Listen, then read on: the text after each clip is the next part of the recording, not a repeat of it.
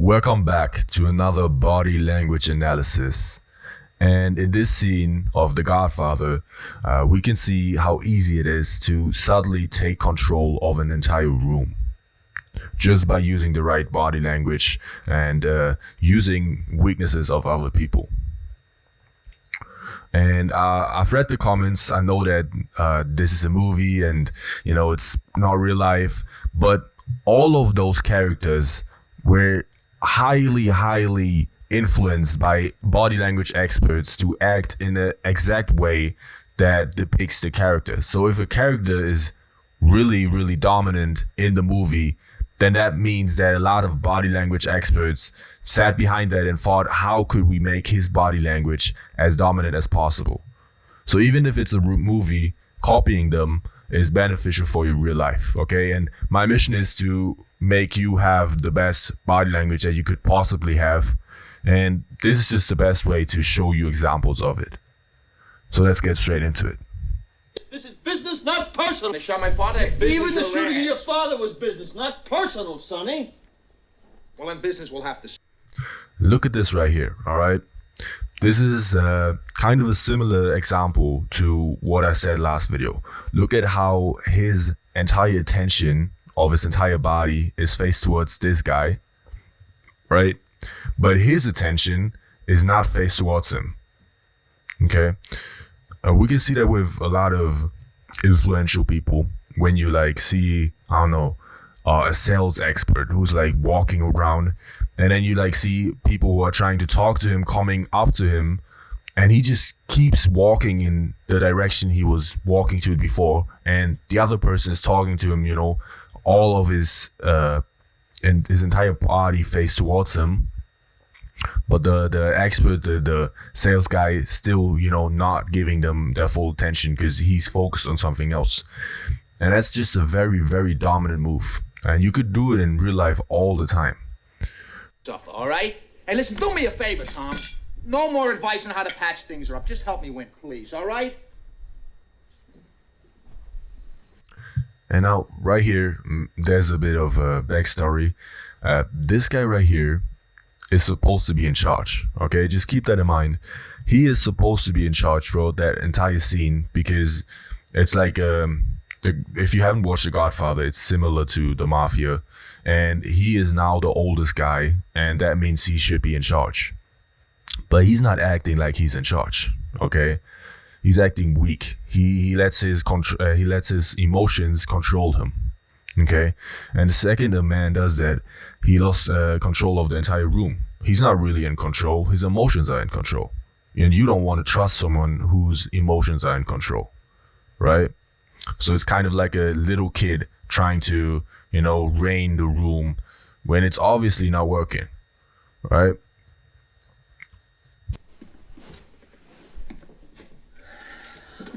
I found out about this Captain McCluskey who broke Mike's jaw. What about him? Now, he's definitely on Sollozzo's payroll and for big money. Now look at this right here, okay?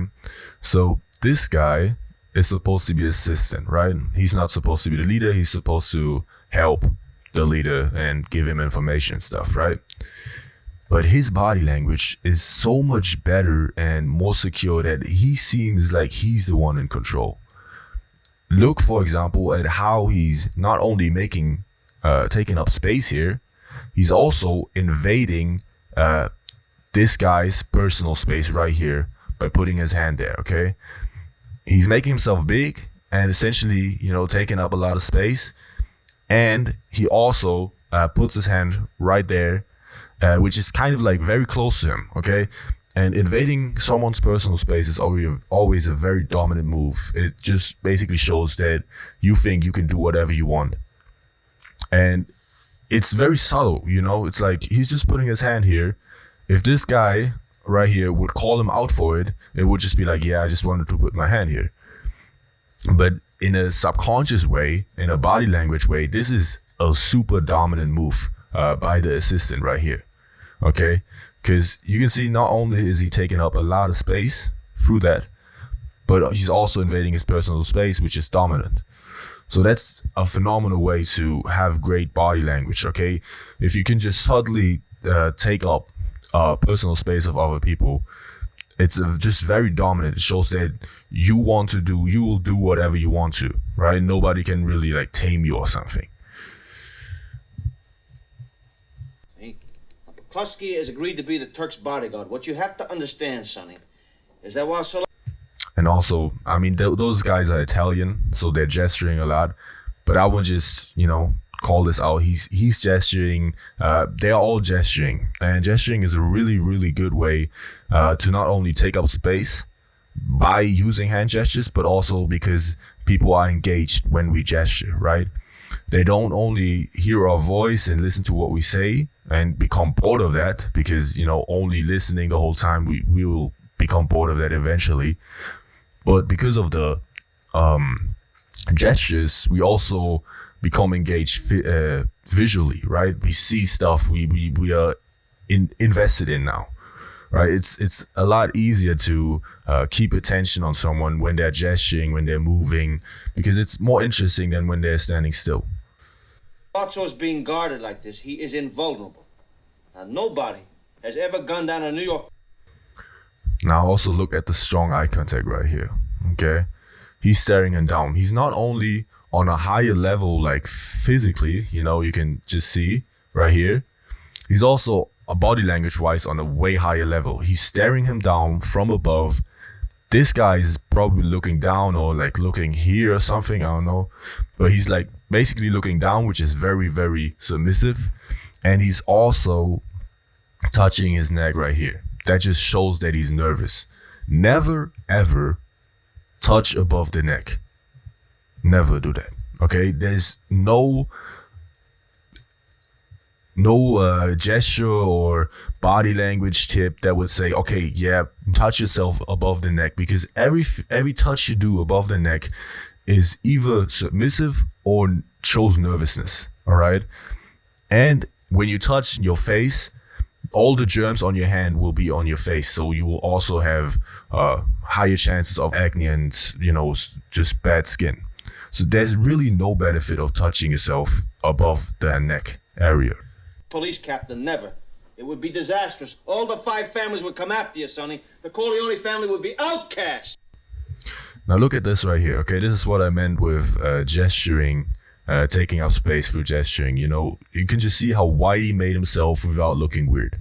If you would start, flaring your arms out, kind of looking like doing the plain motion with like your both of your arms out right here and just doing that randomly, you would be weird as fuck. But because he's gesturing this way and he's using it in a sentence and he's raising his voice as well, flaring his arm out right there and taking up a lot of space this way is very natural. People won't question him, right? So that's why gestures are so good. And additionally, he also raises his voice, right? If we alternate between voice pitches from, a high voice pitch, like screaming the way he did right now, normal voice pitch, and then like whispers, when we like go from like normal to high, or from high to low, high to middle, low to whisper, whenever we do stuff like that, people pay more attention, because it's like, oh, something's happening. What is that? Let's find out. Let's pay attention now. You can see Tommy Shelby does it all the time. He has like his normal voice, and then he starts, whispering. He starts going down when it's very important, right? Then he starts whispering the important stuff, and then people pay attention because they're like, oh, what is he saying? They want to lean in to understand what he's saying. And that's kind of the same way he does it right here. He's doing a normal voice and then he screams when it's important. And then people are forced to listen, but they're also listening because there's a change of vocality right there. I would advise you not to start screaming, because it's like, it shows that you're emotionally affected by it. But for example, doing it like Thomas Shelby, where you like have a normal voice and then when it's important you start whispering, that's a very, very smart way to do it, because you show that you're not emotionally affected, but people stay interested and stay engaged in what you're saying. Even the old man's political protection would run for cover. So do me. And again, right here, you can see the touches above the face. They look nervous. He looks timid. He looks not in control. He looks like he shouldn't be the leader, right? A favor. Take this into consideration. Right here, a clear sign of distress. All right, wait. And that was a very submissive gesture right there. Here, the way his hands are face upwards, both of his palms are face upwards. That's kind of like, you know, that's like the beggar's pose. People call it in the body language. It's a very submissive move. It's like when beggars put out their hands to like get something. It's a very, very submissive gesture. Wait.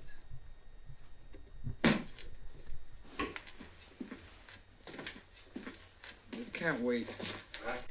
Now look at the body language of Michael Corleone right here. The way he's not only having his arm flared out here, but also touching his face right there. This is like contrary body language. On this side, where he's having his arm flared out, it's a very confident body language where he takes up space. It's essentially the best way to sit on a chair, where you take up a lot of space by putting your arms on the side of the chair. But on this side right here, we can see that he's touching above on his forehead, right? And that just shows nervousness. Normally, you know, I would say that this right here is bad body language because you don't want to show that you're nervous. But in this case, it just shows that he's emotionally affected by it, which is very, very smart to do, because this is like a family business, right? He should be affected by it. If he wouldn't, it would be kind of like a robot. He would be too cold. So this is ideal body language right here. He's emotionally affected, shows that he's emotionally affected, but he's also confident in what he's about to say. You can't wait. Can't wait. And now we can see how he switched from bad body language right here, touching his forehead, being nervous, to just full on confident, just the complete G pose right here. How he's just sitting like a fucking boss right there, right? Taking up a bunch of space, pretty much maximum space that he could take up. He's not a big guy. Like, keep that in mind. He's not a big guy. He's not working out. But he takes up so much space that he still seems like big and confident, even if he's not jacked. I don't care what Soletso says about a deal. He's gonna kill Pop. That's it. That's the key for him. Gotta get Soletso. Mike is right. Let me ask you something, Professor. Now, what I dislike about his body language right here are his legs, okay? I don't think this is good body language. Having your legs folded like this is it's very submissive, okay? If I would be in his shoes right here, I would do either putting my legs out like this, where I create a lot of space, with my feet apart, or I would fold my legs, but in a way where, so one leg is like, this leg stays the same essentially, but his foot is kind of like on top of this, right? So this is his foot, and then he's folding it like this, right? You have this kind of fold, right? This is a lot more dominant. You can see how it takes up a lot more space. The way he's folded them right here is a very submissive way. Also, it's kind of unmanly. I mean, this can't be good for you or healthy for your balls.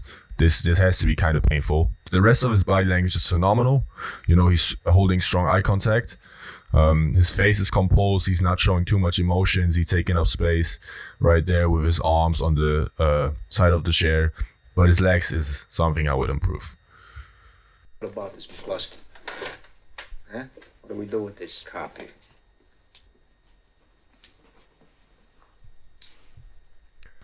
Now look how he's taking his time, okay?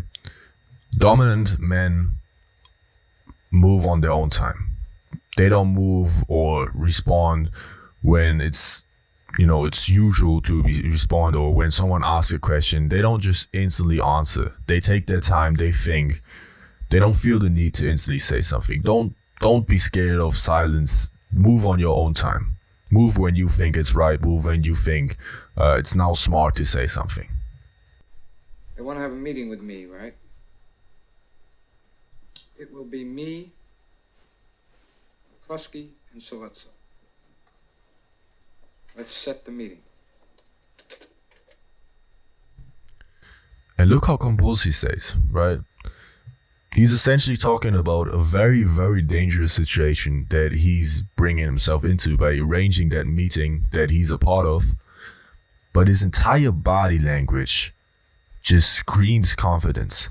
It screams that he knows what he's doing. This is how a leader should act.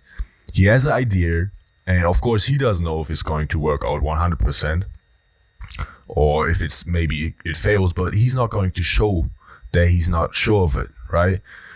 His entire body language is saying, I know what I'm doing, I know this is working, trust me with my idea and follow my lead. This is how a leader should act, right? You give out ideas, you give your opinion on things, even if you're unsure about it, even if you think it could be better, but you know that this is a good idea, it's working, and you show that you're confident in it by taking up space, by being unbothered, by not being emotional. Get our informers to find out where it's going to be held. Now we insist it's a public place, a bar, a restaurant, someplace where there's... And again, look at his, at him gesturing right here. He also sometimes uses this hand to gesture. But by gesturing again, he also engages them visually, not just by the things he says. People, so I feel safe. You're gonna search me when I first meet them, right? So I can't have a weapon on me then. But if Clemenza can figure a way to have a weapon planted there for me. And now also look at the slow blink. Watch his eyes when he says that last sentence. Look how slowly he blinks. To have a weapon planted there for me. That was a super slow blink. If you would look yourself into a mirror when you're blinking, you would notice that you maybe take, I don't know, 1/10 of the time to blink. Okay, and you can also see Thomas Shelby do that a lot. These slow blinks, like where you take your time even blinking. That's so confident, that's so dominant, that just shows that you again move on your own time, that you're completely calm and still and unbothered. It's really badass. Don't do it in a way where you seem slightly weird. Just at maybe practice this in the mirror. Just doing it at a time where it just seems very calm and collected. It's a very, very powerful move.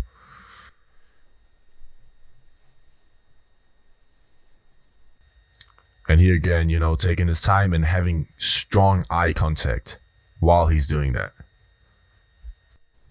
Then I'll kill them both. How cold was that? And then again with the slow blink afterwards, with the strong eye contact right there, it just it just sells the entire him having confidence in what he's saying. And now have a look at how the supposed leader, or the oldest in the group, reacts to it. Look at this. He didn't know what to say first. He was unsure. He was like, okay, this guy's in charge, right? And he didn't know how to react. He's only now reacting towards this guy who's laughing, right? He's not doing what he thinks is right, or saying what he thinks is right. He's so concerned about how other people react that he's instantly just copying them, right? He didn't know how to react at first. He had a blank face, and then he heard this guy laughing, so he looked over and started laughing too. He doesn't even have his own opinion or something. He just copies whatever opinion the guys next to him have. That's not a good leader. You can sort out weaknesses. This guy showed a lot of weaknesses. He showed nervousness. He showed that he's not a good leader. And that's all through body language. So thank you for tuning in. Goodbye.